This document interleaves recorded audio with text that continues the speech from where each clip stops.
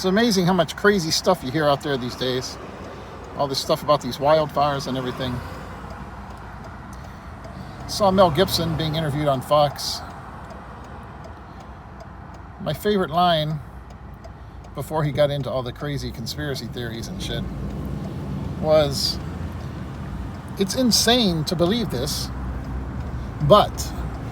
And then he said all the insane stuff he believes, or at least that he's willing to give credence to, you know?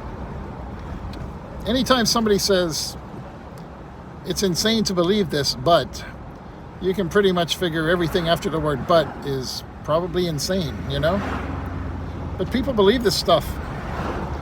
I'm surprised he didn't break out the Jewish space laser thing, you know, and say, oh yeah, they used their space lasers to burn down all the forests and the houses and stuff.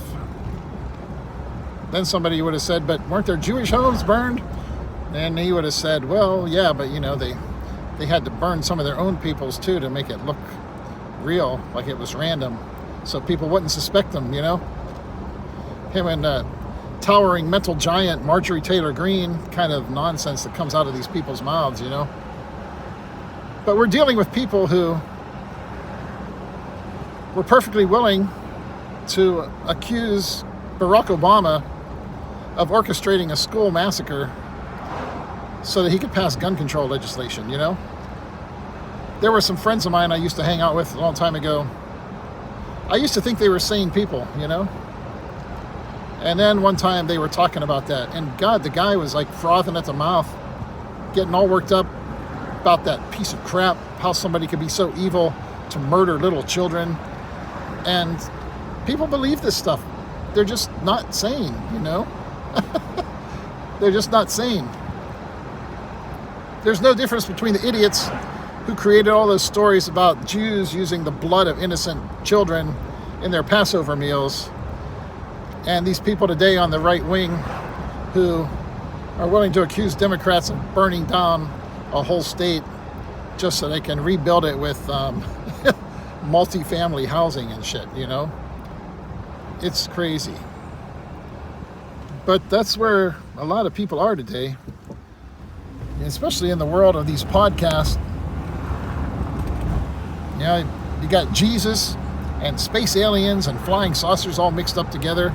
I'm not sure where those things all came together, but you got people to sit there, one episode, all their Jesus stuff, and they saw Jesus and this happened or that happened.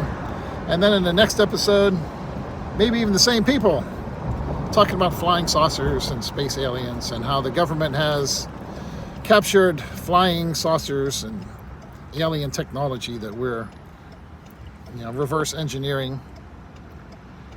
These psychopaths in the government, you know? And then toss in some good conspiracy theories about the deep state, and you're good to go. Thanks for using your turn signal, person. But yeah, that's I've just been seeing so much of this stuff lately. It's amazing to me. But if someone is actually willing to tell you, look, what I'm about to say is insane, be willing to believe them, you know? It's insane. Too many people, they don't want to think that these people they look up to, whether it's some actor or some goofy politician, just because some other goofy politician that they worship happens to have handpicked those people to be his chosen disciples, they don't want to believe those people are crazy. So even when they say, look, what I'm about to say is insane, they're willing to give credence to it. Instead of believing that those people are in fact actually insane for believing that stuff, they think that just because they want to believe in those people, that makes those theories not insane anymore. You know, well, it could be a possibility. It could be the remotest possibility, found nowhere except in the imagination of an insane person. But hey, it's remotely possible, so let's pretend it's probable. I don't know. That's just the reaction I have when I turn on the news anymore, which is why I don't watch the news anymore. I don't want to watch the crazy people on the left, and I don't want to watch the crazy people on the right. So It's more peaceful, just going to work, doing my job, being with my wife, eating, playing guitar, stuff like that. It's like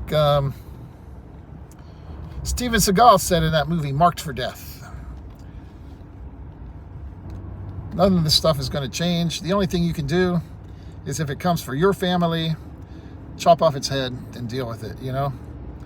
Up until that point, you know, we just traded 4 years of left-wing insanity. Now we're going to have 4 years of who knows what kind of craziness. When you're dealing with people like Marjorie Taylor Greene and some of these other people who are fruitcakes and being given positions of power and stuff, you know, who knows what's going to happen. But it's a shame you can't even have natural disasters and wildfires without people trying to find some crazy theory to blame it on, like their political opponents did it deliberately and stuff. That's how insane people in this country are now.